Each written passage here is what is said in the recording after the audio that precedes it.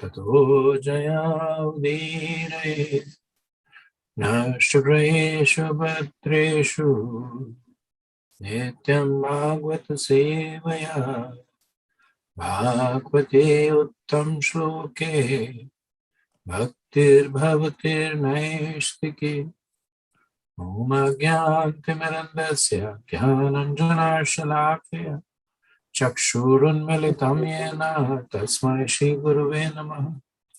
Jai Shri Krishna Chaitanya Prabhu Nityananda Shri Advaita Gadadhara Shavasadi Gaur Bhaktivinoda Hare Krishna Krishna Krishna Hare Hare Hare Rama Rama Rama Hare Hare. So resuming our discussion from 4th Canto, Chapter 6, titled Brahma Satisfies Lord Shiva. So we were actually in the last few verses. We ran over time. And quick recap that this chapter is following Veerbhadra's destruction of the Yagya. The Devas approach Lord Brahma for help. Lord Brahma initially chastises them about the severe consequences of offending an advanced personality and a devotee like Lord Shiva. And then he goes along with them to make the case for them in front of Lord Shiva. And then the next set of 22 verses are the description of Mount Kailash, the description of Alaka region. Then in 10 verses, there is a description of Lord Shiva, his posture, who he is surrounded with, his general demeanor. And then the chapter concludes, the last 10 verses where we were, is Brahma is glorifying Lord Shiva and petitioning him for forgiving the Devas. So the main flow of the logic that Lord Brahma is following is that he's making a distinction between personalities like Lord Shiva and personalities like Daksha and Devas. So he says that great personalities like Lord Shiva, they don't take offense because they see the Lord equally in everyone. They're magnanimous, they are kind, because they're seeing everyone in connection with Krishna, because they're transcendental to the modes. And in these prayers, we see Lord Brahma glorifying Lord Shiva with almost the same qualities that are used to glorify Lord Vishnu. And he says that you are creating this universe, you destroy it, you maintain it, you are transcendental to the modes, you are the cause of all causes. And in the 7th chapter, towards the end of the 7th chapter, we will actually have, because this theme comes there again, we'll have a slightly longer discussion on how to understand these verses, where Lord Shiva is glorified. This is not the only place, there are other places also. So how do we understand those verses? But here we see Brahma, and while he is glorifying Lord Shiva, he is also talking about the materially conditioned souls like Daksha and the Devas. He says you don't have to punish them because they will be punished by karma. So he said that which you have said. So he's again glorifying Lord Shiva as the person who has who establishes the law of karma. But he said that which you have said will punish them. So that essentially is your mercy, because karma, when it punishes, it purifies. So he said, let them get let them get punished and purified by karma. Why should your lordship unnecessarily worry about it? So we'll resume with verse 48. Yasmin yada pushkarnabhamayaya durante sprashtha diya prathagdrishaha kurvanti tatraya anukampaya kripam na sadhodeva balatakta kramam. My dear Lord, if in some places materialists who are already bewildered by the insurmountable illusory energy of the Supreme Godhead sometimes commit offenses, a saintly person with compassion does not take this seriously. Knowing that they commit offenses because they're overpowered by the illusory energy, they do not show their prowess to counteract them. And so this verse is essentially summarizing the points that Brahma had made in the previous set of verses, that devotees do not react to the offenses of the conditioned soul because they will be rectified by Daiva Balat Kritakramam. Daiva Balat Kritakramam means the law of karma. Daiva means the divine. It's irrefutable. So they'll be corrected by Daiva Balat Kritakramam. Lord Vishnu is described here as Pushkar Nab. So Pushkar Nab means one who has a lotus flower growing from his navel. And we can see that Brahma is meditating on this particular name because he himself is intimately connected to the Lord through this lotus flower, because he's sitting on the lotus flower. Then the external energy is described as Mayaya Durantaya, that it is unsurmountable. Similar, like in Bhagavad Gita, Krishna says, Mammaya Duratya, Devi Vesha Gunamai Mammaya Duratya, 7th chapter, verse 14. So those who are influenced by this Mayaya Durantya, he says Sprashtadhya. Sprashtadhya means those who are influenced by it. What will be the results? Prathagdrisha. Prathagdrisha means their vision will be many.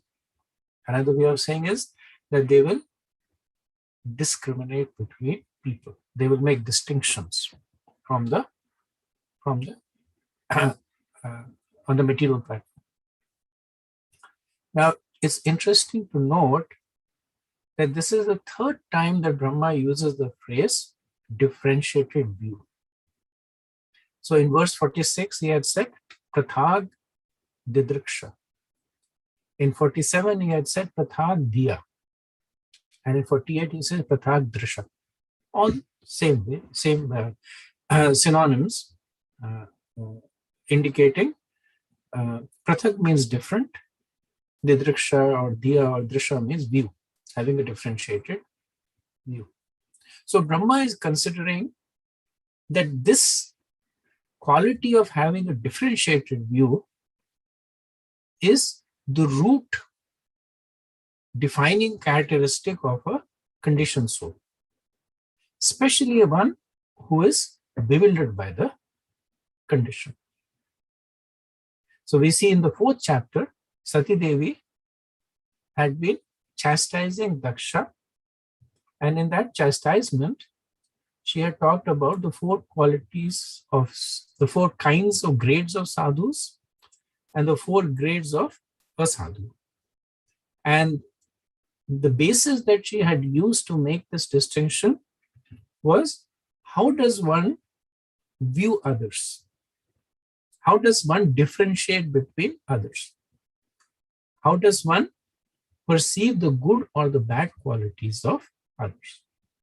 Generally, the sadhus, they focus more on the good qualities, and the asadhus focus more on the bad qualities. So this notion of a differentiated view being the cause of contamination is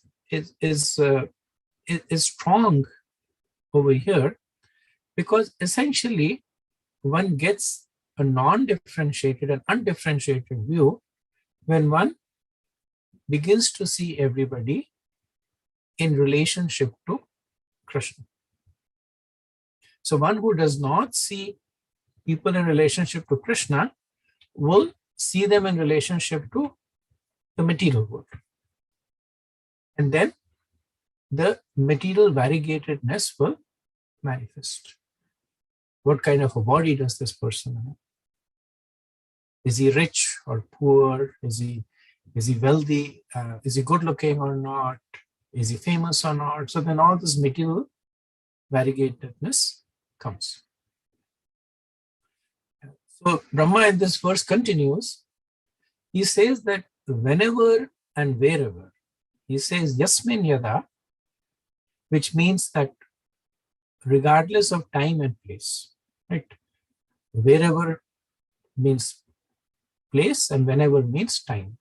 So regardless of time and place, such conditioned people, the prathak drisha, people who see differences, he says that yasmin yada, they will definitely commit offenses.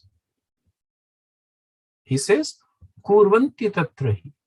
Kurvanti tatrahi is most certainly, right? So Brahma is saying that no possibility that they will not.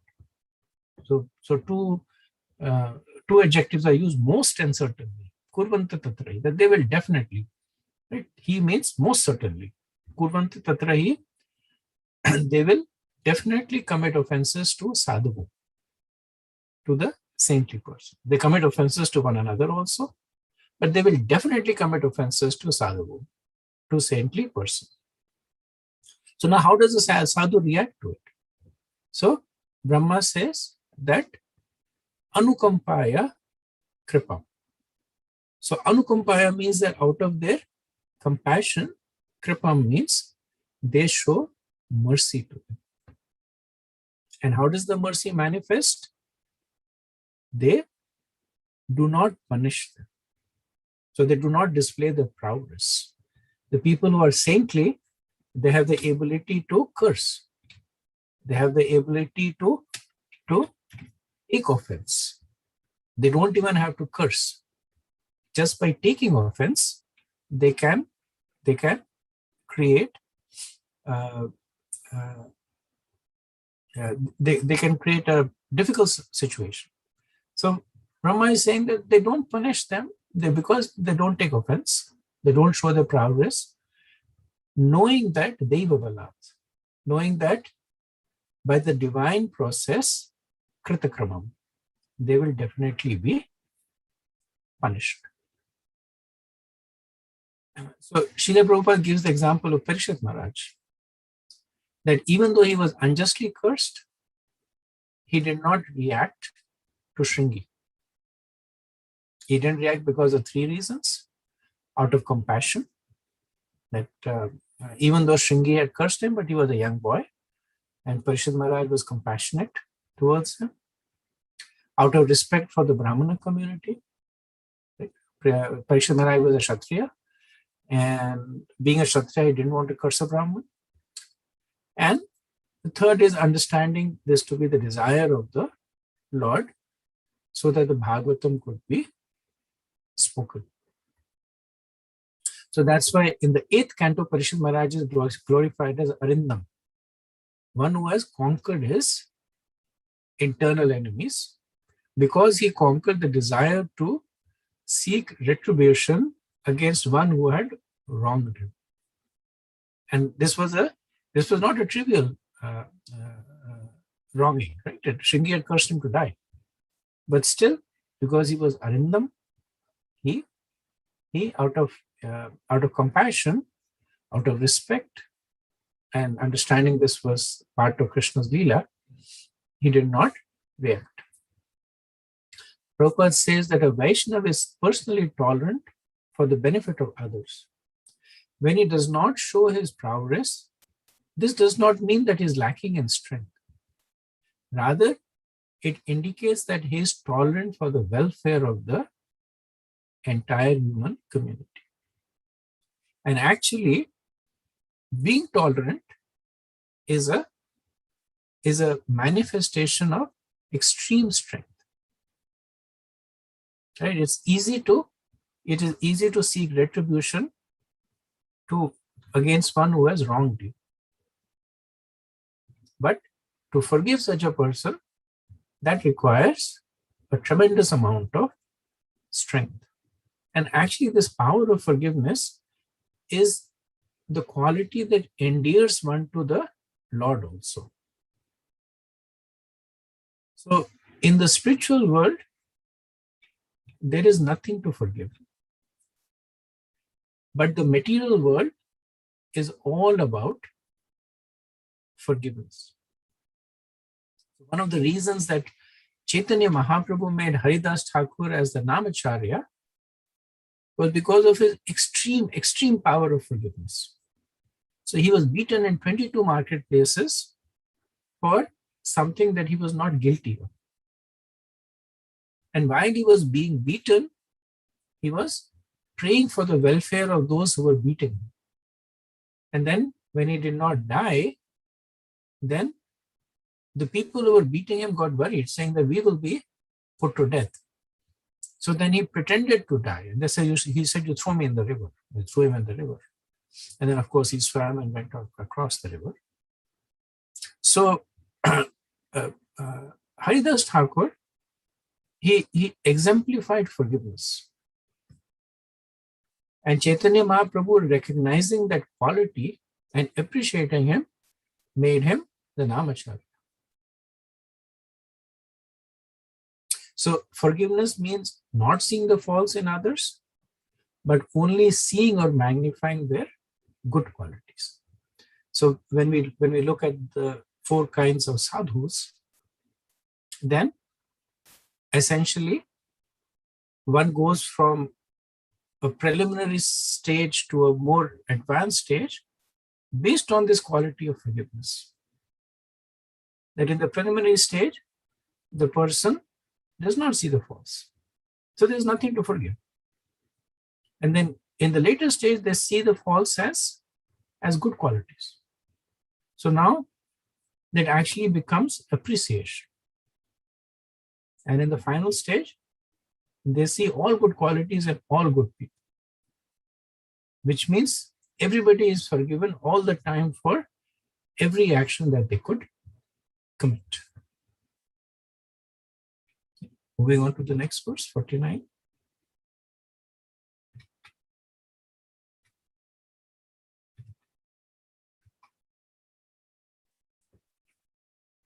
Vastu pumsha paramasya mayaya durantaya sprashto mati samastdrak taya hatatmasva anukarma chetas anugraham kartum nirasi prabhu.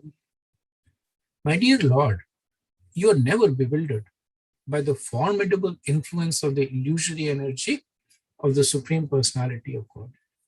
Therefore, you are omniscient and should be merciful and compassionate towards those who are bewildered by the same illusory energy and are very much attached to fruitive activities.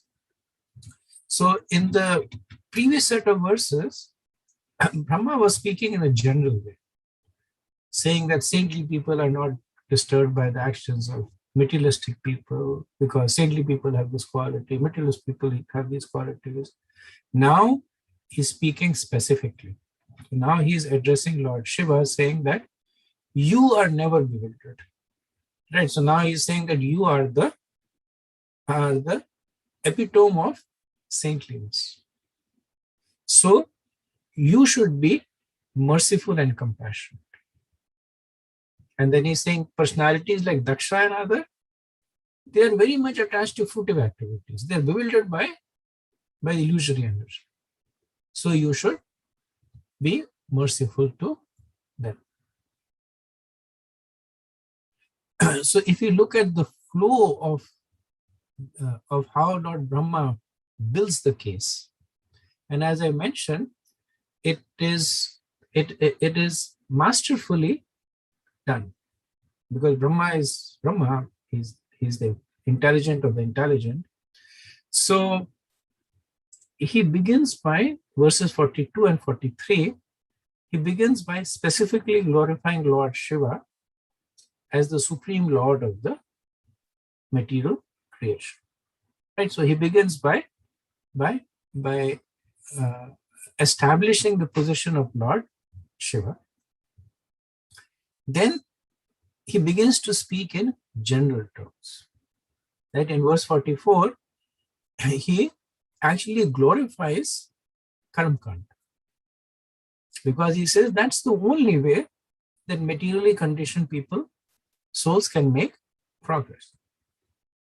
Then in the next verse, he glorifies the quality of mercy by which even an impious person may get liberated.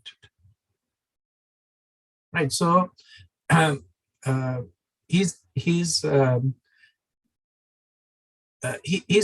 preparing the ground to say that people like Daksha and the Devas, they're conditioned and they follow Karamkand, but Karamkand is good for them, because through that they make some progress. So because it is good for them, those who are advanced, they do not wish the ill of others. So they allow them to follow the path of Karamkand. Next, in the verse 46, Brahma, he distinguishes between devotees and materialists. The devotees do not see any difference. They see everybody in relationship to Krishna. And the materialist, they see differences everywhere and everything. And then in the next two verses, he says that, 47, 48, he says that these materialists who see differences are automatically punished by the law of karma. So knowing this, the devotees do not punish them. Right? So if you see how he builds his argument, he says that those who are following the path of karma are actually benefiting by it. And those who are advanced, they wish the benefit of everybody. So they don't think ill of those who follow this path of karma. Now, unfortunately, those who follow the path of Karamkand are also those people who see differences, and because of that, they offend devotees. But because the devotees know these two things, one, that by following the path of karma, they are making progress, and two, that they will automatically be punished by the very same law of karma that they are following. So knowing these two things, the devotees do not punish them. And then he concludes saying that you are a devotee, Daksha and the others are materialists, therefore you should show mercy to them. He said, if you do not show mercy, then what hope is there for them? So then Lord Shiva is saying that, might say that, how do you want me to show mercy to them? So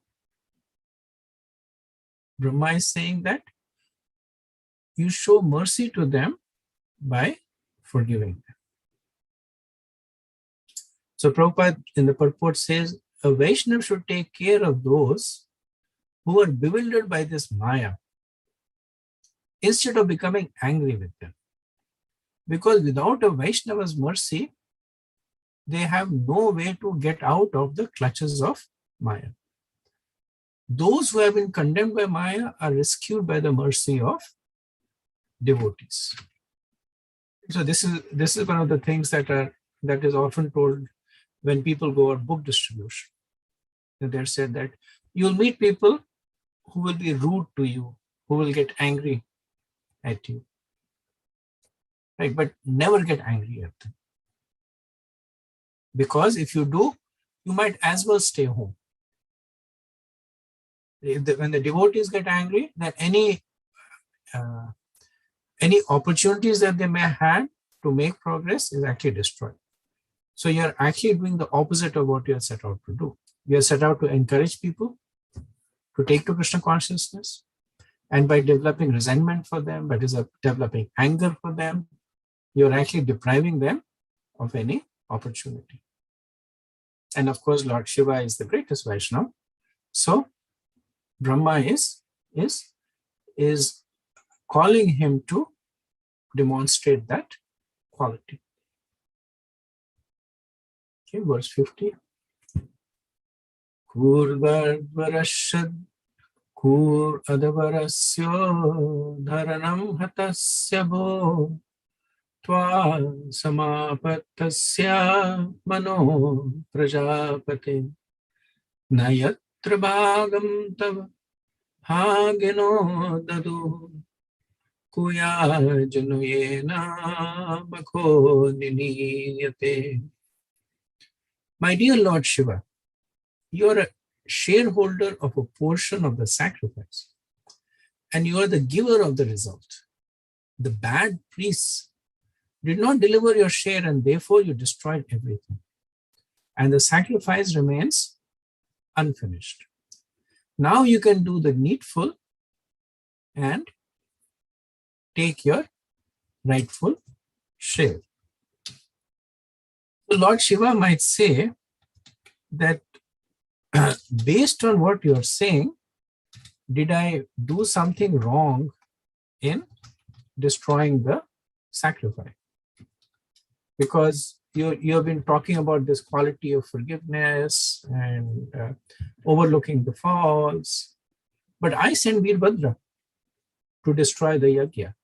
And Brahma is saying, no, you did the right thing. And he spells out the offense that you are supposed to get a portion of the oblations offered in yajnas. So in yajnas, when they offer oblations, the priest, before offering the oblations, they speak the mool mantra of the deity, and then they say swaha, right? So there are three things. There is the mool mantra of the deity, there is the upchar mantra, and then there is the offering. So for instance, it's being offered to Lord Shiva. So then they'll say Om Shivaya, and then whatever is being offered, Swaha. So that gets sent to, or that is received by Lord Shiva. Or they'll say, and there are different, the Bij mantras are different for different deities. But like Indra has a different Bij mantra. Om Am Klim is generally reserved for Lord Vishnu. Used for Lord Shiva also, but generally it's reserved for Lord Vishnu. But they have other Bij mantras. So they say that Bij mantra, they see the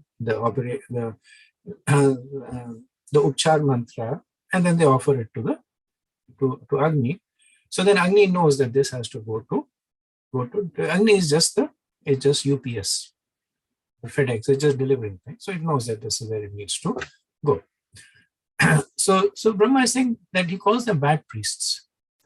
That the bad priest did not deliver your share, and therefore you destroyed everything. So what you did was right.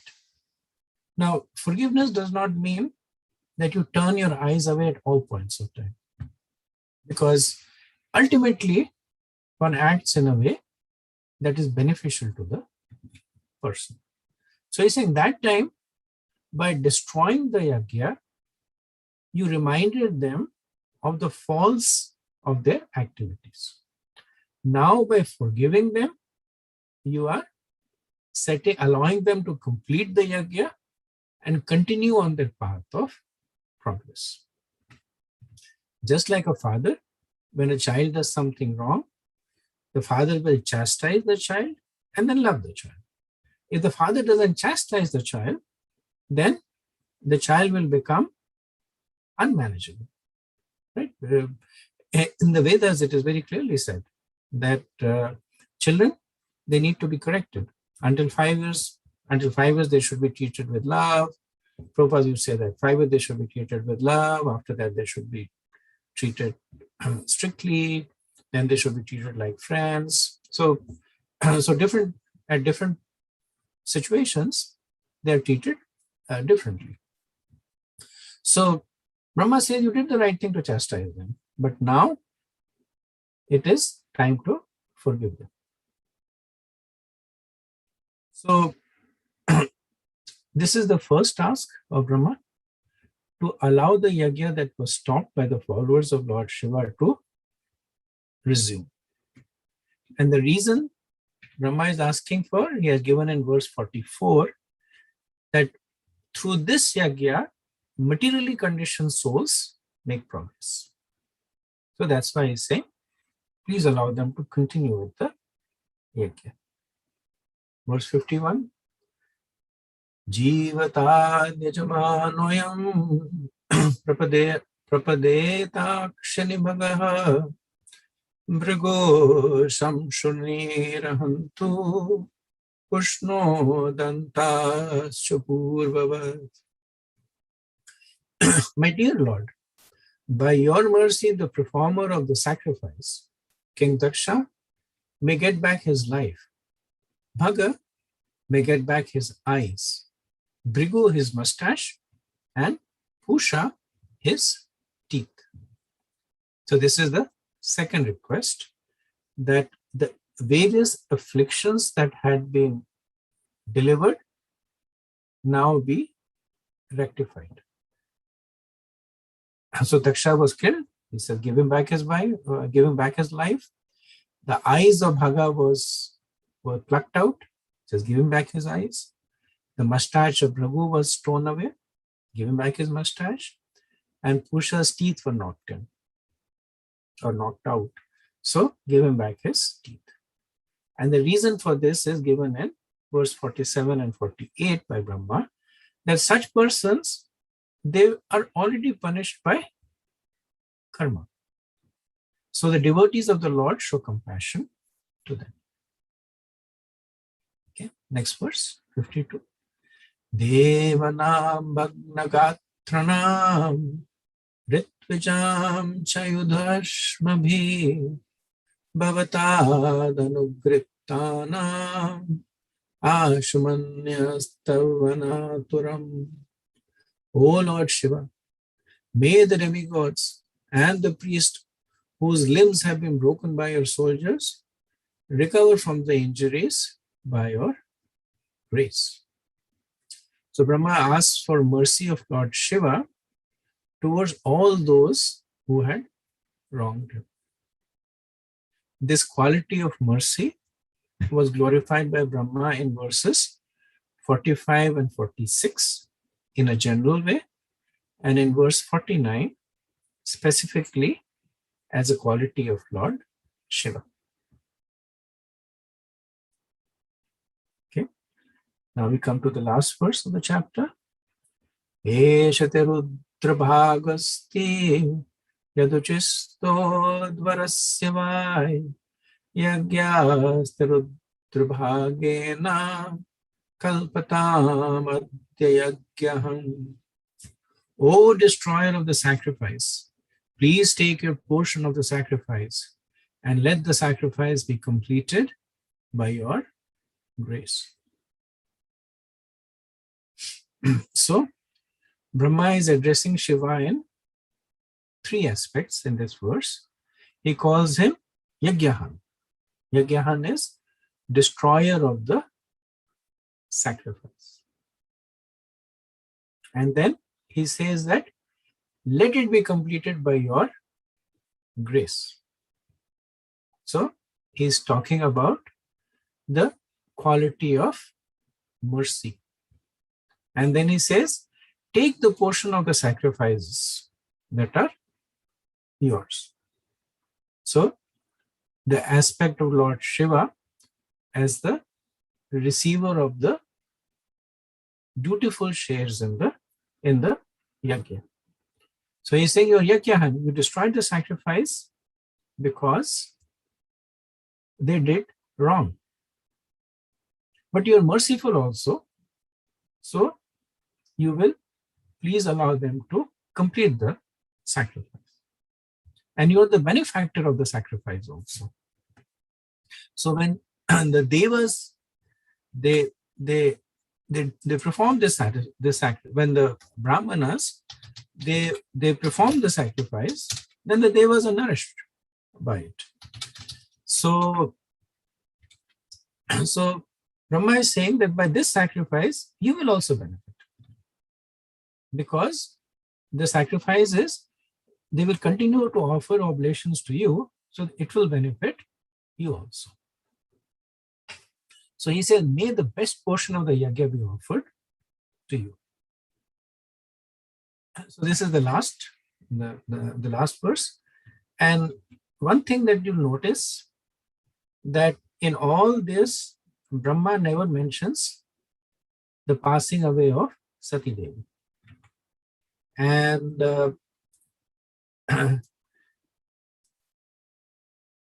he does not mention it because there was nothing that he could do to mitigate that pain.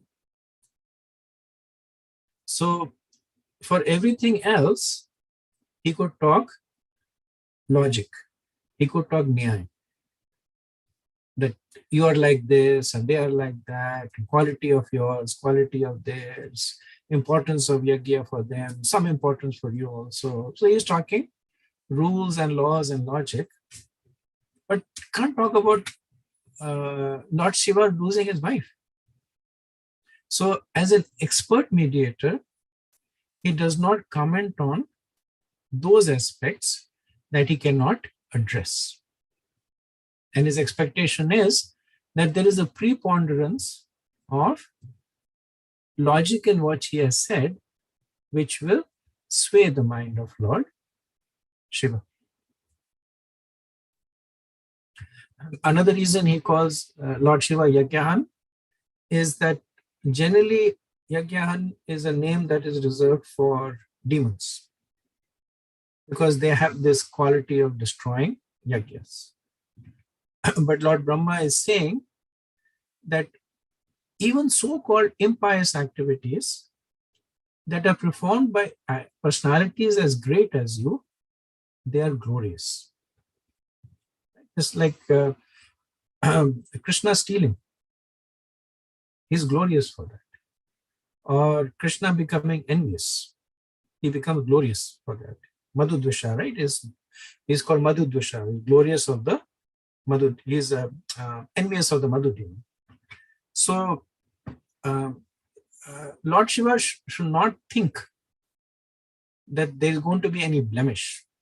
Right? So when he says Yajnahan, he's saying you are, that quality actually makes you great. So Srila Prabhupada comments in the purport, he summarizes the chapter. He says the performance of yajna is recommended in the scriptures. And he quotes Bhagavad Gita 3:19, Yajnathat karmanonyatra lokoyam karma bandhana, that everybody should perform yajna, otherwise they will get bound. And then Prabhupada mentions that because the yajna is performed for the satisfaction of Lord Vishnu, the remnants of yajna are Vishnu Prasad. Therefore, the devas eagerly wait for it. So, while I'm not familiar with how Kamkand yajnas are performed, but my guess is that the oblations are first offered to Lord Vishnu, and then after that, the remnants are offered to the other devas. So, because it is Krishna Prasad, the devas expect it and accept it as purification. And Prabhupada quotes Bhagavad Gita 3:11 that all the demigods are satisfied when one performs yajna, because the demigods expect prasad from yajnas. Therefore, yajnas must be performed. So Daksha deprived Lord Shiva of his portion of the oblations and yajna. He was rightly punished. Now Brahma is asking Lord Shiva to forgive him and his followers. So Prabhupada concludes by saying that the performance of yajna is not possible in the current age of Kali. So therefore, in this age, it is recommended yajna sankirtana praye yajanti sumedha. Sumedasha. Those who are intelligent should know that in the Kali Yuga, there is no possibility of performing Vedic sacrifices. Okay, so that ends our 6th chapter, and I'll pause over here and see if we have any discussion.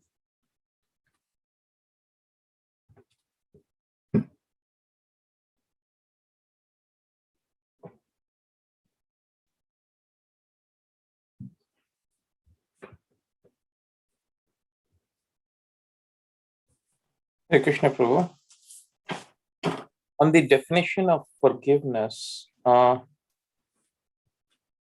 couldn't connect properly with the forgiveness when happens when one feels little superlative to others.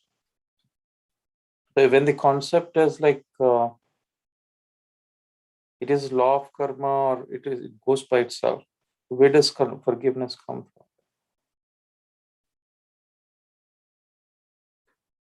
So at least the way that Lord Brahma is presenting it here, he divides it into the perspective of logic and compassion. That if somebody wrongs you and you want to get revenge, then you can be pacified by thinking that your revenge will undoubtedly be executed by somebody else, which happens to be the law of karma. So that's the logic part. The compassion part is that the person is bound by the modes of material nature.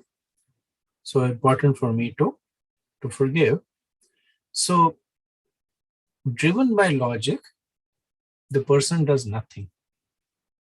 Right? If a person wrongs you and you think that he will get punished by the law of karma, you will stay neutral to the person. But I don't have to punish him because he's being punished. And driven by compassion, you will actually react positively to the person, thinking that this person, he has wronged me, and now he's going to get punished on top of it, poor fellow. So let me see what I can do to him. So Brahma is making points on both these platforms. Right? He's saying to Lord Shiva that don't do anything, and Lord Shiva might say, okay, I'm not going to do anything. I'm all done. But then Brahma, he invokes the higher quality of forgiveness, that of mercy. And that's why he says, revive Daksha, do this, do that, etc. So both platforms is, and depending on one's own adhikar, one can exercise forgiveness from either both the platforms or one of the platforms.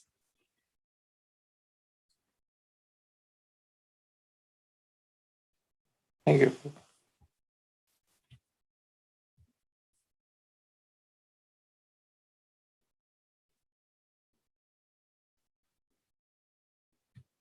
Okay, any other thoughts?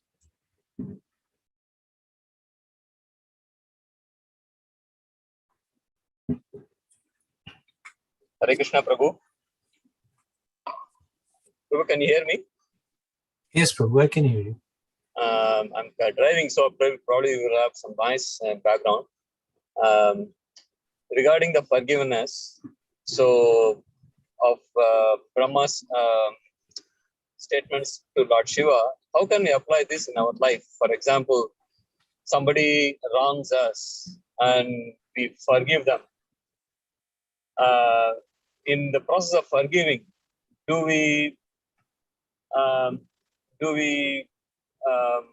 take some measures to correct them, or how does it work? Just for forgiving, does it mean not to correct and just simply forgiving and forgetting, and then help doing uh, some compassionate on compassionate ground? Brahma is asking Lord Shiva to do other things, the positive things that you mentioned. So suppose if we do such things, then the other person never understands his mistake, then how do we, is it beneficial for that person? Can you please elaborate on this point? If you could, that would be wonderful. Sure. Thank you for the question. So forgiveness does not mean that you condone the activity, right? Somebody does wrong to you. Forgiveness does not mean that you say, okay, you did right, and this behavior is acceptable, and all glories to you. Forgiveness means that you do not develop malice for the person in your heart. You do not develop ill will for the person in your heart. And so one of the statements that in some that Prabhupada made it to his disciple, disciples would say, Prabhupada, we offended you. And Prabhupada would say, you're always forgiven. So always forgiven means that there is nothing you can do that is bad enough to not qualify you for my forgiveness. That was the underlying purport when Prabhupada would say that you're always forgiven. But then at the same time, he would chastise and correct people very, very actively. But there was no malice in his heart. So not forgiving is developing malice or developing a desire for bad things to happen for the other person, praying for something bad to happen to the other person. That is not forgiving. Right? If somebody, even if a person is helping the other person, but in the heart thinking that, may this person suffer, that is not forgiveness. It's how you approach the situation.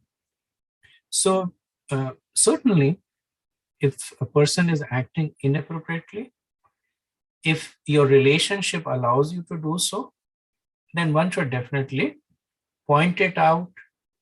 And again, if the relationship is deep enough, then help the person rectify it. That itself is an aspect of forgiveness. And opposite of forgiveness is developing hatred for the person, developing malice for the person. So the activities that you do or the other person does, they simply are to be considered in the context of the consciousness. I had attended a seminar given by Mahatma Prabhu on forgiveness, and of course there were many aspects of it that he spoke, and it all depends on your own adhikar, right? How advanced you are in your own spiritual understanding. It depends upon the nature of the relationship, how deep it is. That are you in a position to correct the person? In many cases, the best way to forgive is to distance yourself from the person. Because when you see that the person comes in contact with you and develops an offensive behavior, for the benefit of that person, you minimize those situations, which means you distance yourself from the person. Or if the person has trigger points, then you don't invoke those trigger points. So it's a big topic. Like I said, it was a 3-day seminar, and I know he gives longer seminars on it also. But in this context, I would summarize it as I just did.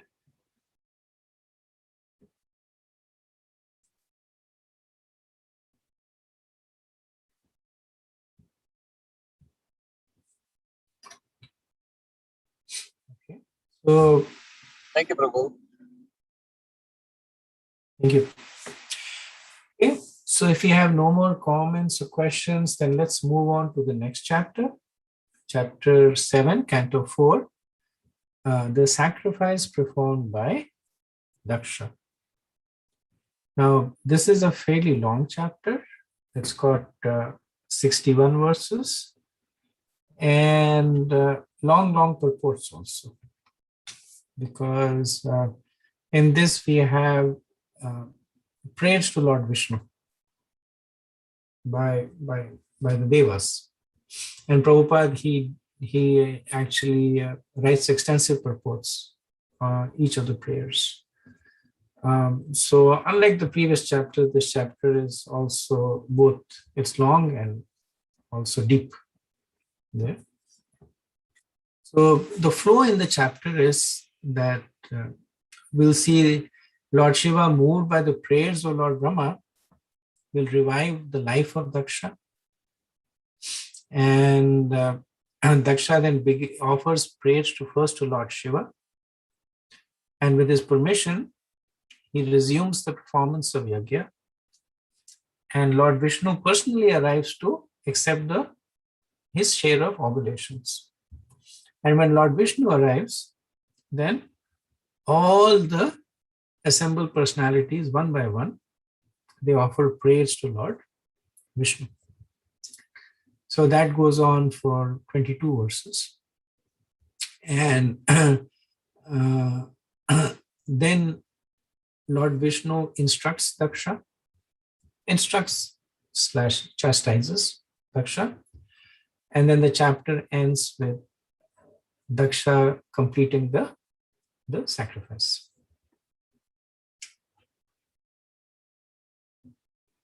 Okay, so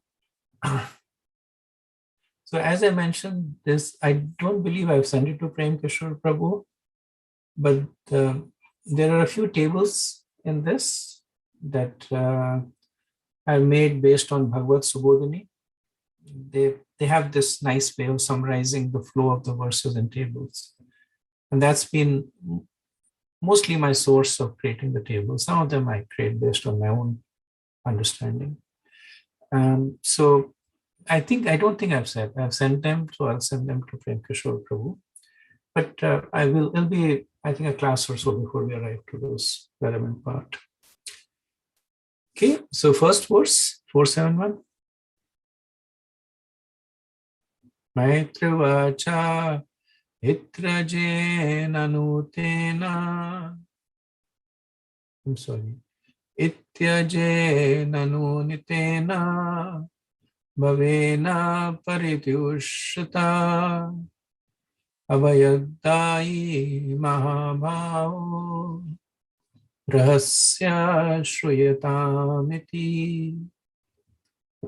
The sage Maitreya said, O mighty armed Vidur, Lord Shiva, being thus pacified by the words of Lord Brahma, spoke as follows in answer to Brahma's request. So, in the first 12 verses, we will see Lord Shiva's reactions to the requests of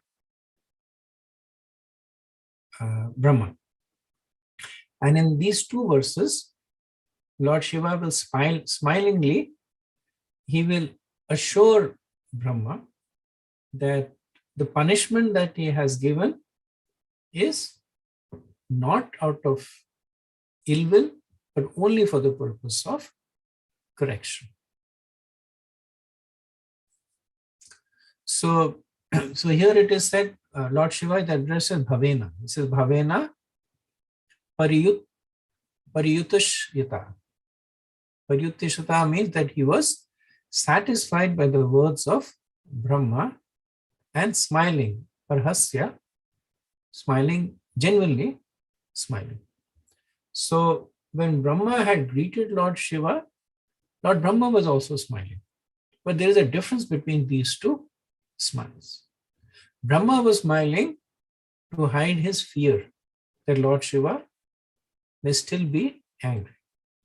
Lord Shiva was smiling to reassure Brahma.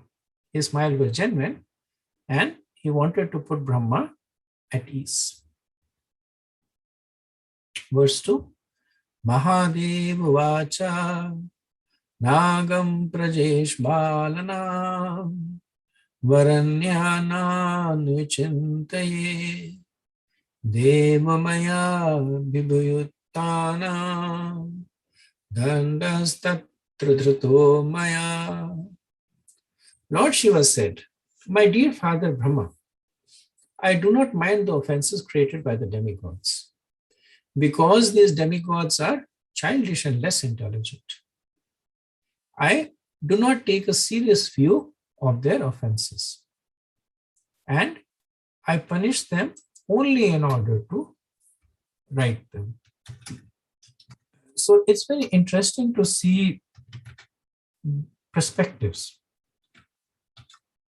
that the devas, they are so exalted from the perspective of human standards, right? That people spend many lifetimes trying to get the favor of devas, and here Lord Shiva is negligently saying that they are less intelligent.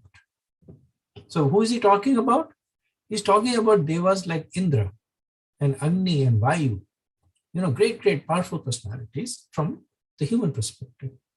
But he's saying they're childish and they're less intelligent. And he addresses Brahma as my dear father. He says, as a father, you know that the offenses of the children cannot be taken seriously, but nevertheless, they need to be corrected. So he said, that's what I did. So Maitreya, he in this verse, he addresses Lord Shiva as Mahadeva. So Maha means the greatest. So Lord Shiva is being called Mahadeva to indicate his superior position to the devas, including Brahma. So he calls them Balana. He said they are childish. And Devamaya Abhibhutana, that they are illusioned by the Maya, by the illusory energy of Krishna. So he says for these two reasons, one is that they're childish, and the second is that they're illusion. He says that I neglect their offenses. Then why did you send Veerbhadra to punish them? So Lord Shiva says, Dandastat Dhritomaya, that he punished them to teach them the proper conduct and correct their mistakes. This is the mood of a father correcting children. This is not the mood of one who is punishing an enemy or who is punishing out of anger. So Shiva addresses Brahma as Praja Isha, Lord of created beings, to convey that he too has the position of the father to all created beings, and thus he can understand his mood.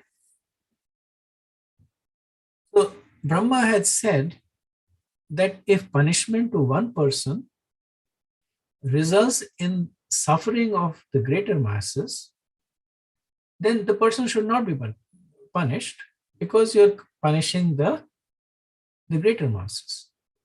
So Daksha was an offender, but he was also performing yajna for the welfare of mankind. So Chanakya Pandit in Niti Shastra, he makes this point in reverse actually, that a person should be sacrificed to protect a family, and a family should be sacrificed to protect the state. The point is keeping the larger good in mind. in a conversation in Mahabharata, in a conversation with Bhishma, Krishna chastises him. Krishna says that you forsook the responsibility of the country to satisfy the lust of one person.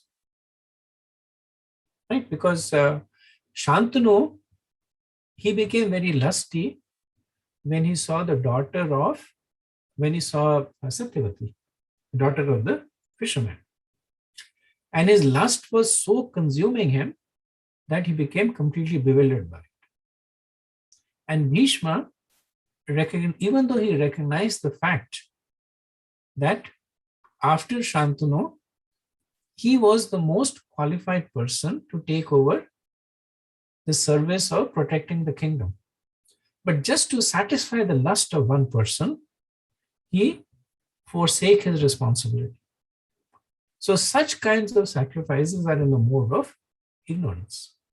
So even though conventionally Bhishma is glorified, that he made such Bhishma, he made such difficult vows, that he would not have children, he would not marry, he would stay celibate, and he would never ascend to the kingdom. But because of that, all that happened later on, because there was no strong ruler. So Krishna chastises him.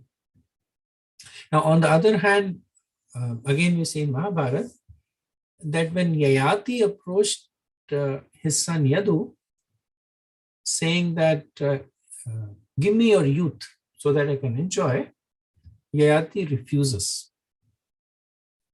And Acharya said the reason that he refuses is not because he was attached to youth, but because he wanted to facilitate the appearance of Lord Krishna. Because he knew that in his dynasty, Krishna would appear. So, disobeying the orders of a father is transgressing the law of dharma. But the larger benefit to the universe was the appearance of Krishna.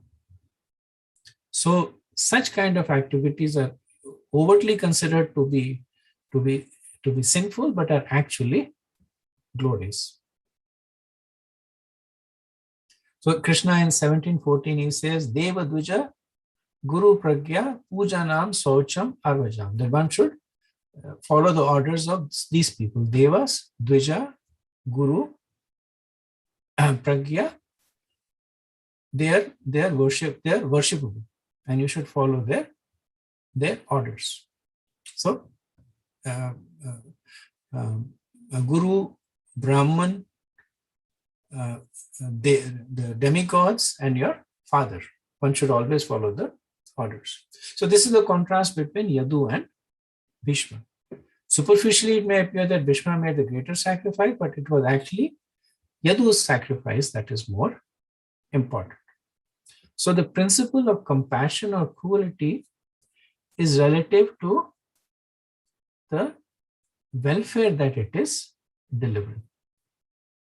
A compassion to one person, if it is not for the welfare of others, then it is actually being cruel, and vice versa.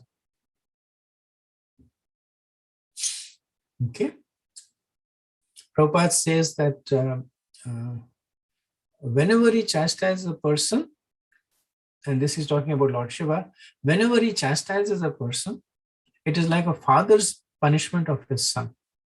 Lord Shiva is like a father because he never takes seriously any offense by any living entities, especially the demigods. Okay, verse 3. Prajapatir dagda sheshno bhavata vajjamukham siraha mitrasya chakshusakshit mitrasya chakshusaksheshta bhagam swambari subhaga. Lord Shiva continued, since the head of Daksha has already been burned to ashes, he will have the head of a goat. The demigod known as Bhag will be able to see his sacrifice through the eyes of Mitra. So in 3 verses, 3, 4, 5, we will see that Lord Shiva will fulfill the request of Brahma, but only partially. Brahma said that revive Lord Daksha. He revives him, but he gives him the goat, a head of a goat. And the acharyas say that the goat is generally considered to be a degraded animal. That they're greedy, they eat a lot, they'll eat without discrimination. So because Daksha had acted in that way, and he was given the head of a goat, Bhaga got to use the eyes of Mitra because his own eyes were contaminated with fault. So when Daksha was insulting Lord Shiva, then Bhaga was moving his eyes in a way to show his appreciation for Daksha. So because it was contaminated with fault, he does not get his eyes back, but he is able to see through the eyes of Mitra. So he could only enjoy the sacrifice with those eyes, since his own eyes were devoid of spiritual vision. Verse 4. Pushatu yajamanasya dhadvi jakshatu pishtabhu deva prakrit sarvagya yema ucheshanam daduhu. The demigod Pusha will be able to chew through the teeth of his disciples, and if alone, he will have to satisfy himself by eating dough made from chickpea flour. But the demigods who have agreed to give me my share of the sacrifice will recover from all their injuries. So Pusha had laughed. He was showing his teeth and laughed when Daksha was insulting Lord Shiva. So for that offense, he will not get his teeth back, but he can eat through Lord Shiva says, Yajamanasya, through the mouth of the Yajamans, the sponsors of the sacrifice. And if he is alone, he will eat ground chickpea mixed with flour. This is essentially sattu. Sattu it's actually not it's actually reviving back, coming back. Sattu is coming back as what they call a superfood. But earlier on, sattu was a food for the poor. It's essentially chickpeas, and they're ground and mixed with water and eaten. It's very, very high in protein and fiber. Even the 6 Goswamis, they would basically, whatever they ate, very little, but it was described as mostly eating sattu. The Prabhupada says that the demigod Pusha became dependent on his disciples for chewing. Otherwise, he was allowed to swallow only dough made of chickpea flour. Thus, his punishment continued. He could not use his teeth for eating, since he had laughed at Lord Shiva, deriding him by showing his teeth. In other words, it was not appropriate for him to have teeth, for he had used them against Lord Shiva. Then the Devas who did not give the best of their shares to Lord Shiva had been beaten up by Veerbhadra and his followers. However, Lord Shiva said this is punishment enough. Since they had not actively sided with Daksha when he had criticized Lord Shiva, they are forgiven for their offense completely. So Lord Shiva says all their limbs will get restored. Verse 5. Bahubhyam ashvana pushno hastabhyam kritabha bahava bhavantya adhivaravas-chanye bastasam shrur brigur bhave. Those who have had their arms cut off will have to work with the arms of Ashwani Kumar. And those who have their hands, those whose hands were cut off, will have to work with the hands of Pusha. The priest will also have to act in that manner. As for Bhrigu, he will get the beard from the goat's head. So we can see that the followers of Lord Shiva, influenced by Tamogun, had excessively punished. However, Lord Shiva is modifying that punishment so that it is appropriate to the offense that they have committed. So both excessive punishment and insufficient punishment is a sign of ignorance. So the Devas who had raised their arms in favor of Daksha and shouted against Lord Shiva, their arms were broken. So let them use the arms of Ashwani Kumars and the hands of Pusha. So in the previous verse, Lord Shiva has said that let the Devas be restored.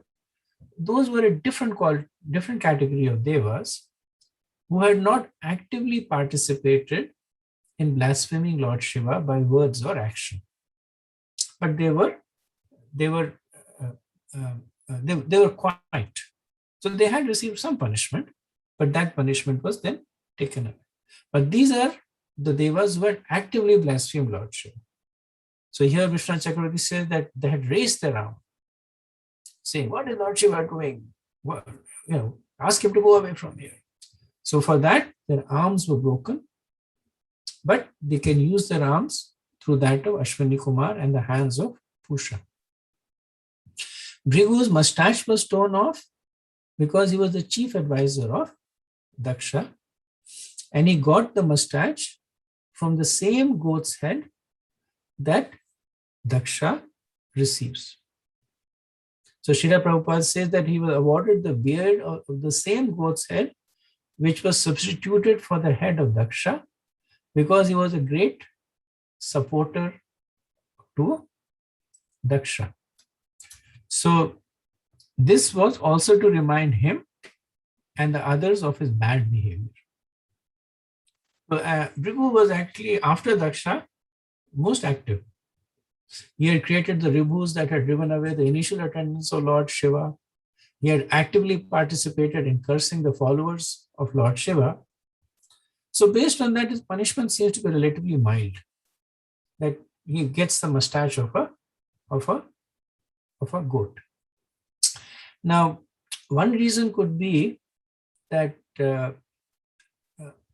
Bhrigu's activities were to protect the Brahmins and the Yajna. He was not that much interested in Daksha. When the followers of Lord Shiva were attacking the Yajnas, then as a Brahmin, it was his duty to protect the Yajna, so he created the ribhus. And when Nandi was cursing the Brahmins, then Bhrigu, because the Brahmins are considered to be descending from Bhrigu, then Bhrigu, in order to protect them, he cursed the followers of Shiva. So in a way, even though it's not explicitly said, but in a way, one can understand this was why Bhrigu's punishment was relatively minor. Prabhupada in the purport, he makes a very interesting point that we'll see that after the head of Daksha is replaced by the head of a goat, Daksha, he remembers everything. He remembers his offenses against Lord Shiva. So it's not that he begins to act like a goat. And Prabhupada says that scientists will say that this is all controlled by the brain. And the brain's in the head. So when somebody gets the brain of somebody else, then essentially the person is somebody else. And Prabhupada says this is a clear indication that all this information is maintained in the consciousness, in the subtle body of the jiva, not in the gross body. Later on, Prabhupada makes this point to say that it is confirmed by the Lord himself in Bhagavad Gita that anyone who takes up Krishna consciousness achieves the highest perfection of life, regardless of whatever abominable conditions of life he may have fallen into. So Prabhupada is making this point that even if your gross body is the most fallen, right?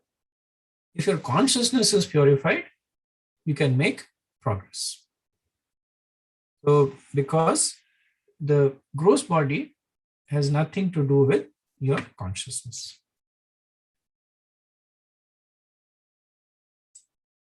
The next verse, verse 6.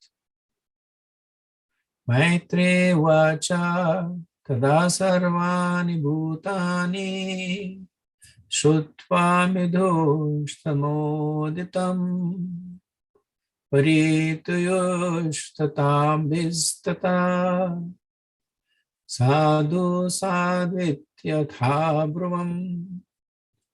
The great sage Maitreya said, my dear Vidur, all the personalities present were very much satisfied in heart and soul upon hearing the words of Lord Shiva, who is the best among the benefactors. So in verses 6, 7, and 8, we see that the sages, appreciating the word of Lord Shiva, go to the Yajna Sthali, go back to the Yajna Sthali of Daksha, accompanied with Brahma and Shiva. And there the head of a goat is attached to Daksha, bringing him back to life. Now, it's interesting that Vidur says that all the personalities were very much satisfied. So Bhrigu getting the mustache of a goat, and some of the devas losing their hands or the arms, and Pusha and Bhag being punished without teeth, without eyes. But despite that, they were very much satisfied because they could see the fairness in the punishment. That they realized that they had done wrong, and the punishment was very less compared to their offense. So that is why they were satisfied. Prabhupada says that in this verse, Lord Shiva is described as Midhustama, the best of the benedictors. He is also known as Ashutosh, which indicates that he is very quickly satisfied and very quickly angered, Rudra. It is said in Bhagavad Gita that less intelligent person go to the demigods for material benedictions. In this connection, people generally go to Lord Shiva, and because he is always quickly satisfied and gives the benediction to his devotees without consideration, he is known as Midhustama, or the best of the benedictors. Materialistic persons are always anxious to get material profit, but they are not serious about spiritual profit. Srila Prabhupada in the purport, he relates this pastime of poor Brahman who goes to Sanatana Goswami. He was actually a devotee of Lord Shiva, very, very poor. And Lord Shiva advises him to go to Sanatana Goswami and ask for wealth from him. So the Brahman travels, I think he was a Kashi Brahman. He travels all the way to Vrindavan, finds Sanatana Goswami and says, I've been sent by Lord Shiva, I came in my dream. Do you have wealth? Sanatana Goswami says, I have no wealth. And he says, oh yeah, by the way, I have this Chintamani stone. It's lying in that garbage heap somewhere over there. So Chintamani stone has this quality that if you touch it to iron it or anything, it becomes gold. So the Brahman, he takes the Chintamani stone and very happily is heading back. And then when he's heading back, then because by nature the Brahman was greedy, he thinks that if Sanatana has given me this Chintamani stone, just like it is garbage, so he probably has something more expensive than the stone. So as being nature of a greedy person is that they don't look at the need, but they look at the greed. So the Chintamani was enough for all his needs, but he was greedy. So he goes back to Sanatana Goswami. And Sanatana Goswami says, I will tell you But before that, you have to throw the stone into the water. And the Brahman throws the stone in the water, and then Sanatana Goswami, he gives him the holy name. And of course, by the mercy of Sanatana Goswami, the Brahman becomes a great devotee, which is against which the wealth of the Chintamani stone was useless. Okay, we'll do a couple of more verses and then pause, maybe 3 verses and then pause for any discussion, the short verses. Tatha medvam shama mantraya sunashira saharshibi bhuyastadeva yajanam samedva vidosvayayu. Thereafter, Bhrigu, the chief of the great sages, invited Lord Shiva to come to the sacrificial arena. Thus, the demigods, accompanied by the sages, Lord Shiva and Lord Brahma, all went to the place where the great sacrifice was being performed. Prabhupada said there is a common phrase, Shivahina Yajna. Any sacrifice without the presence of Lord Shiva is baffled. Lord Vishnu is Yajneshwara, the Supreme Personality of Godhead in the matter of sacrifice. Yet in each yajna, it is necessary for all the demigods, headed by Lord Brahma and Lord Shiva, to be present. This Prabhupada is, of course, talking about Karmakandi yajna, because when we do Sankirtan yajna, then they are not directly present. They're present as parts and parcels of Krishna. But in Karmakandi yajna, one does not invoke Lord Vishnu exclusively. The other devas also need to be invoked. Verse 8. Vidhaya katsnaya chata yada bhagavan bhava sandukashakayena swaniya pashuho siraha.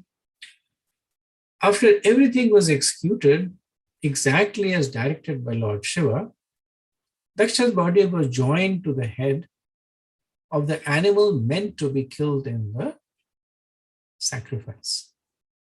Prabhupada says, this time all the demigods and great sages were very careful not to irritate Lord Shiva. Therefore, whatever he had asked was done.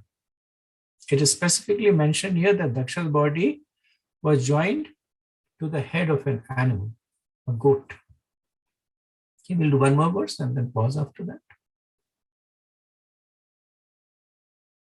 Okay, maybe we'll pause here because the next is the prayers by Daksha. So we'll take them all together.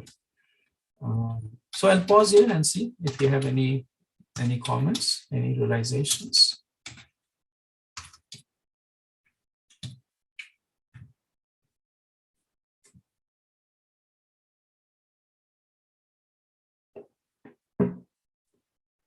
Hare Krishna, Prabhu. Prabhu, in text 2, where we were talking about the 2 kinds of punishment, and you spoke about the example of Bhishma and Yadu's sacrifice, was that right? I missed the point where you're relating the 2, where the purport is, where it connects to the 2 kinds of sacrifice. One where Krishna comes and one which was in the mode of ignorance by Bhishma. I missed the connection between that sacrifice and the punishment that's spoken of in the purport. Correct. So the point that's being made over there was that activities, they should be looked from the perspective of the benefit to the greater masses. If an activity is being performed that benefits an individual but harms the greater mass, then it's in the mode of ignorance. But an activity that may harm an individual but benefit the greater mass, it's in the mode of goodness, or it is desirable activities. So which is where Lord Shiva, his punishment to the devas, it is for the benefit of the larger masses, because one gets an understanding that these kinds of activities are improper. And then at the same time, Lord Shiva's forgiving the individuals, even though they should probably have been punished more, but it is for the benefit of the larger masses. Prabhupada says that the yajna that was being performed was for the benefit of mankind as a whole. So it was in the benefit of the larger masses that Lord Shiva allows the yajna to proceed, even though the yajna should have been condemned. And that's why these two examples are given. Bhishma is the example of sacrifice in the mode of ignorance. And Yadu is an example of sacrifice in the mode of goodness, because of this consideration of individual benefit and larger benefit.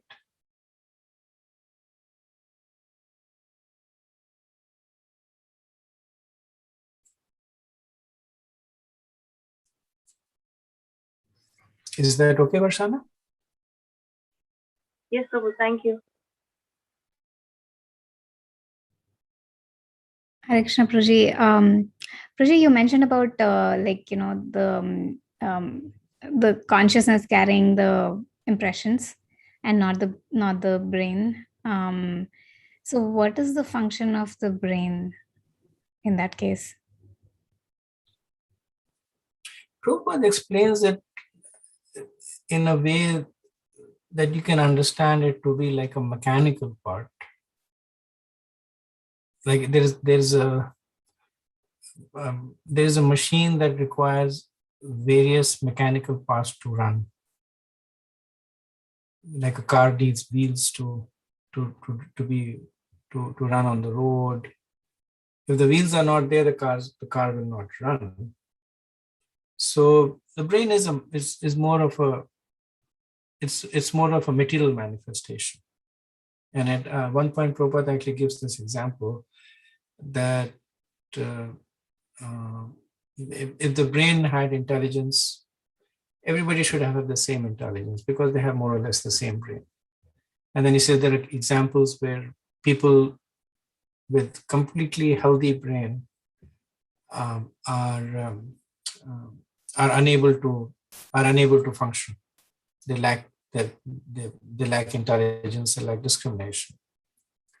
So his explanation is, which is in line with the scriptures, that the body parts are simply mechanical parts. They don't really have any consciousness in them. Everything is being powered by the jiva. It is through jiva that the consciousness comes, through the jiva that awareness comes. The brain is simply the platform on which it is activated. Because at other places, I think I've heard that like women have less intelligence because I think it was mentioned that the size of the brain or the weight of the brain was less than in the male's body, and that's why they listen to that kind of things. I don't know, this is the first time I'm hearing that the intelligence comes from the jiva and not the brain. Right, because when you look at the qualities, then what are the qualities of the subtle body? Right, it's mind, intelligence, and false ego. So these are subtle qualities. It does not say the brain that's in the head. Doesn't say that. So consciousness, awareness, false ego, etc. These are all subtle qualities that are there. Physical manifestation, it's just it's just the platform through which it gets activated. It's like there are some people who cannot see. But the same soul, when it goes to another body, then the person can see. So the ability to see is there, but in some bodies, because that gross, that physical ability is curtailed, they cannot see. But by nature, it's not that the person cannot see, that the subtle body cannot see. The subtle body always has the ability to see. It's also, can we say, Prabhu, like one has a black and white TV, another is a color TV. The signal is same, but depending on the television we have, one gets a black and white image, another gets a color image. So that's something that, can we use that analogy? Looks good to me that in one body that is equipped with a certain kind of equipment, the ability is different compared to a different body. Some bodies can survive in water, some bodies can survive in air. Same soul, but based on the abilities of the body. I think it makes sense if, like, if you're talking about the senses, and in the sense that, because senses are kind of like inputting information. So like eyes, ears, nose, those are like sensors which are like from which we can perceive things. But I think brain is like completely a different story, right? I mean, it's not like it's processing. It's like it's not like inputting anything. So so if you think of it in this way, that when the soul leaves the body, the brain is still there, right? It's not able to do anything. If the brain is the one that is processing and inputting, it should continue to do it, but it's completely dependent on the soul, right? Right. Yeah. I mean, I get that. Yeah. It was just that I didn't really think of it in that way, that the jiva is like intelligent enough to also process it, basically, or it has its own brain. So ultimately, the jiva is like super intelligent, and what comes out of it is basically filtered down many times. Because if you consider the jiva to be the soul, then some of the qualities of the soul is that the soul is fully cognizant, all aware, and full of knowledge, right? So that's the intrinsic quality of the soul. Because it is conditioned by the subtle body, it gets eclipsed, and when the subtle body takes on a gross body, it gets further eclipsed. So it's not that the brain is amplifying or giving the ability of the jiva to think, but the brain is actually damping the ability of the jiva to think. How much it damps it depends on the kind of body it has. In a human being, it damps it to a lesser extent, and in a plant, it damps it to a greater extent. But the essential dynamo, the essential power of thinking is from the spirit soul. Mm-hmm. Yeah, I think it makes sense because even when Prabhupada says that even if you don't understand the language of the lecture in which the class is given, you should probably sit in the lectures, because it goes down deeper than. Yeah, he does say that. He says even if you don't understand it, the jiva is listening to it, which is a little mystical, but yeah, he does say that. Yeah, thank you, Prabhu. Thank you. Okay, so if there are no more comments, we'll stop here. Vanchakalpatarubhayasya kripa sindhubhya eva cha patitanam pavanebhyo vaishnavebhyo namo namaha. Ananta Koti Vaishnav Vrinda ki jai. Shira Prabhupada ki jai. Nithai Gaur Premanande. Hare Krishna. Thank you very much.